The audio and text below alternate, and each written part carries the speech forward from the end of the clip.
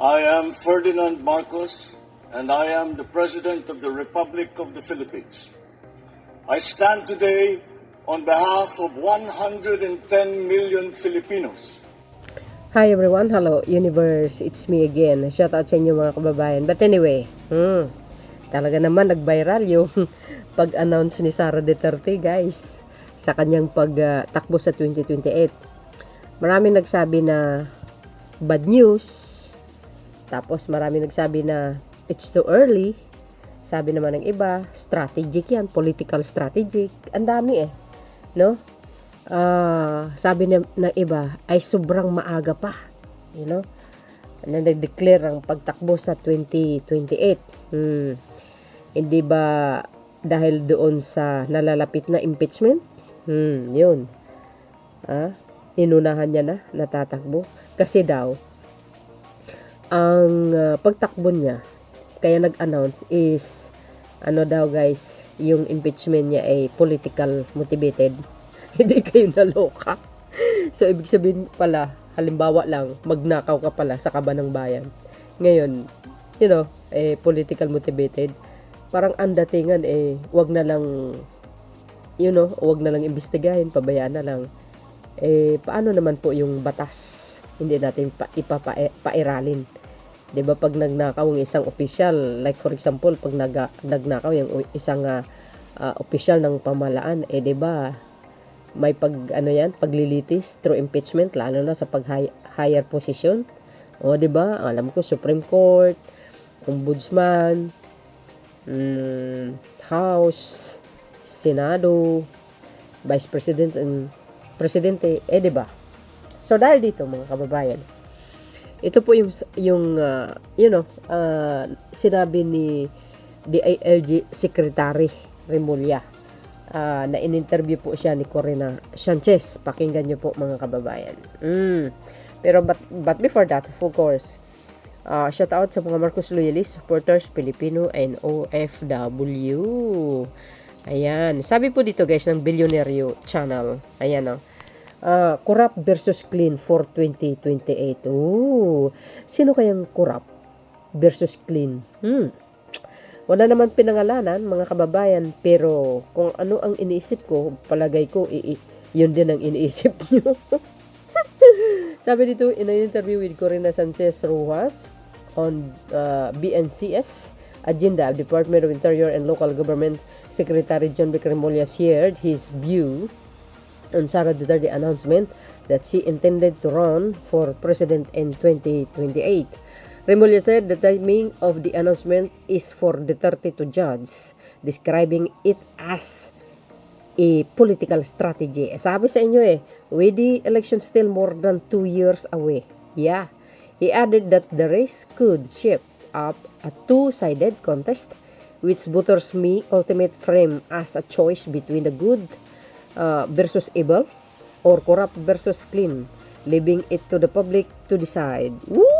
Nako. Yes, sa totoo lang naman totoo naman yung sinabi niya, political strategy. Saka isa pa, napakaaga, 2 years ahead pa, 'di ba? At saka isa pa, sabi niya nga nasa kamay ng mamayang Pilipino yung mga voters.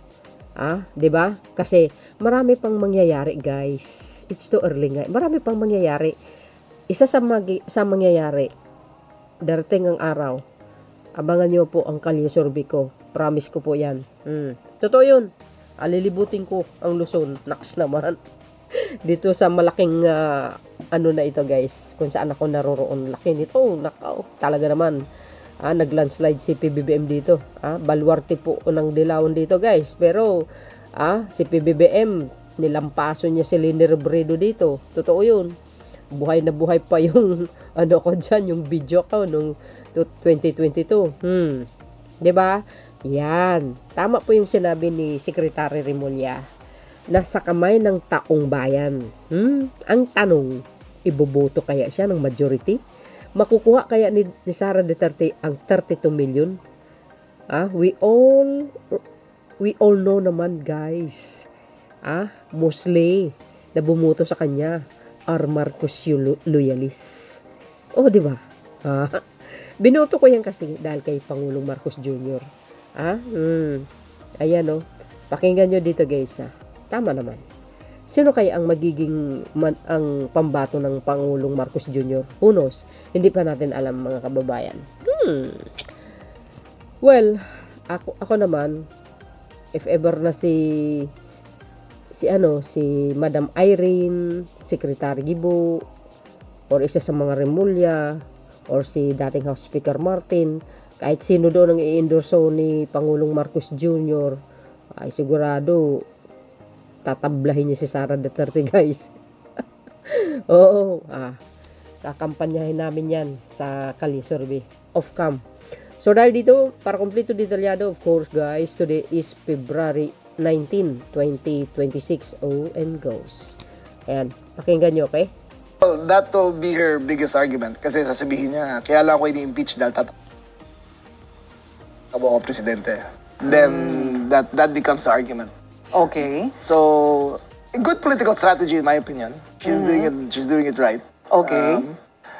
Pero sa politika kasi, hindi 1 plus 1. It's not a linear equation. Marami pang mangyayari dyan. And it's never perfect. So, it's 2.5 years away. So, matagal pa yan. Hindi pa Marami natin yan. masasabi. Malayo pa. So, Malayo do pa. you see a third force? I see a bipolar country.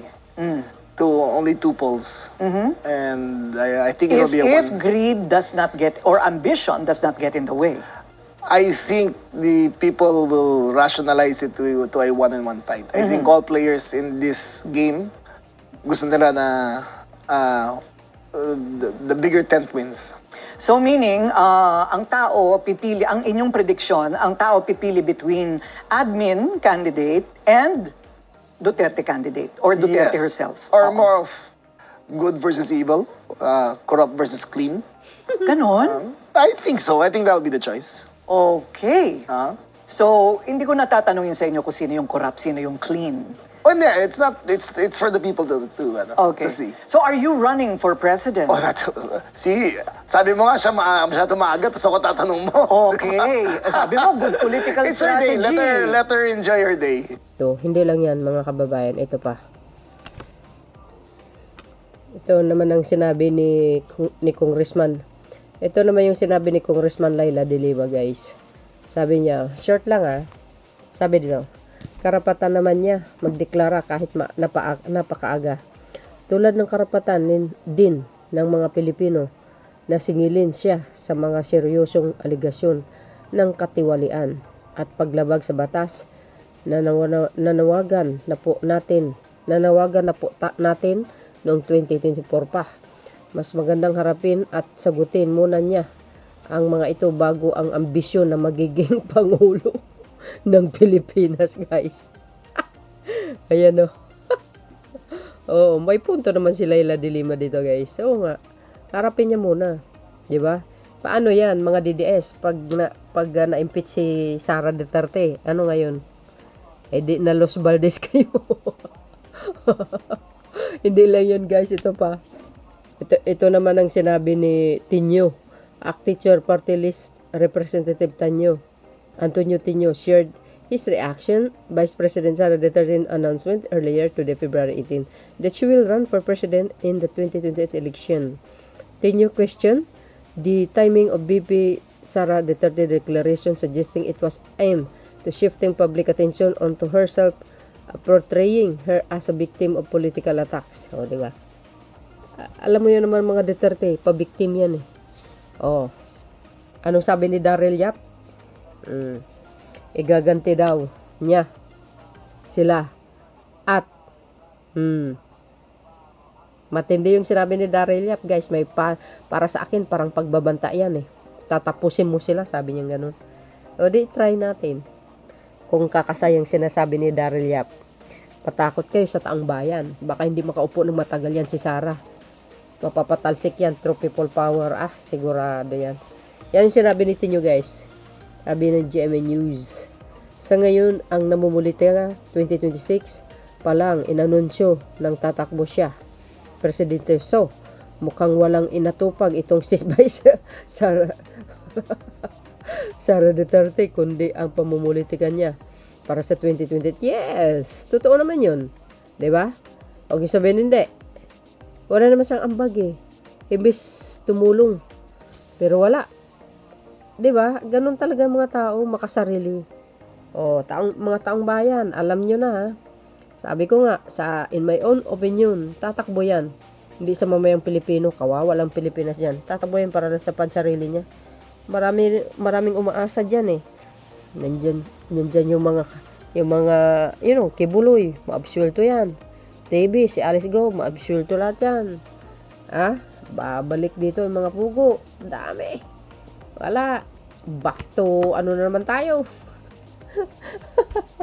Kawawang bansang Pilipinas. Tapos gabultong mga kontrabando ang papasok. Sigurado yun. Ngayon lang sa Marcos administration, mabuti, mahigpit.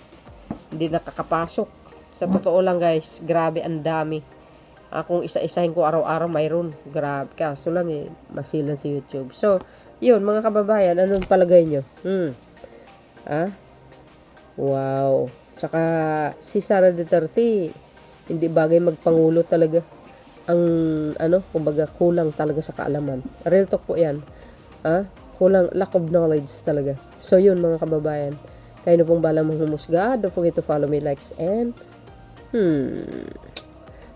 hit the button bell para lagi kay updates. Okay? Bye-bye guys. God bless Philippines.